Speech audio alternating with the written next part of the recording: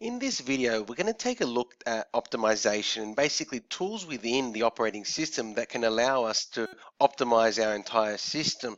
Now, we do have a bit of experience with optimization in the Run Standard Diagnostic Test unit, where we looked at tools such as disk defragmentation and check disk and disk cleanup that help clean up the hard drive. Another thing that you've discussed in the past and another competency is the install and optimize unit, where you looked at virtual memory. And I want to take a look at virtual memory today and basically look at how we can access virtual memory and how that can be a way of optimizing our system. Okay, so let's look at how we access it, and then we'll talk a bit about the pros and cons of doing it. Okay, so what we need to do first is go to the same location that we're noticing a lot of this configuration and optimization takes place, and that's control panel. So I'm going to basically go and do a search for control panel.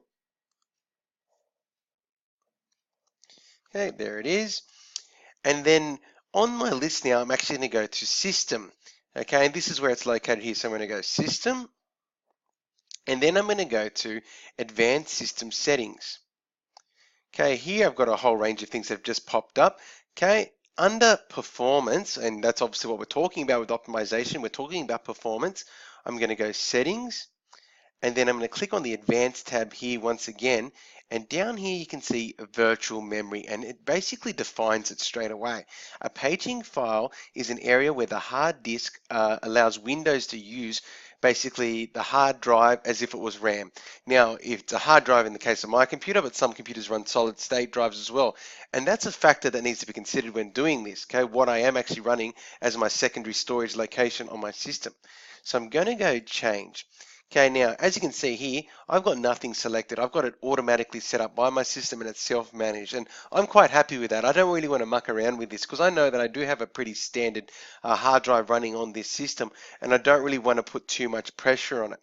If I did uncheck it though, it does now allow me to customize the size of how much I'm doing. So I need to put in my initial size and the maximum amount of megabytes that can be done within this. I'm not going to go into any more detail here because, as I said, I don't want to muck around with these actual tools going on within my system.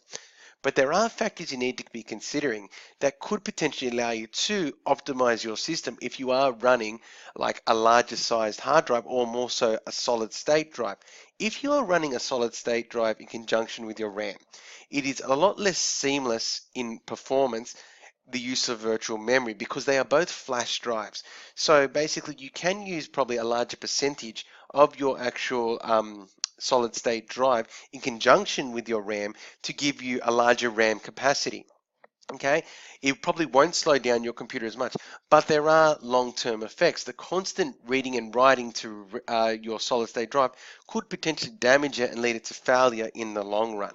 And it's the same in the case with a hard drive too, though the process is a lot slower. And if you do allocate too much primary storage to your secondary storage location, okay, and if it is a hard drive, it will lead to slowdown on your system. Okay, but there is certain percentages you can look at for allocation of virtual memory that will allow you to do more tasks on screen and have very little effect on your entire system. So think of this as just one way that you could potentially optimize your system.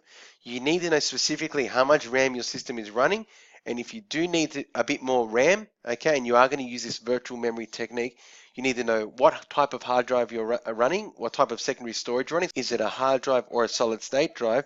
And also what percentage you're going to allocate to this secondary storage location to be used as virtual memory to work in conjunction with RAM. So I hope this has given you another idea of how optimization can run on your system, how your computer can be optimized outside from what you've learned in Run Standard Diagnostic Tests.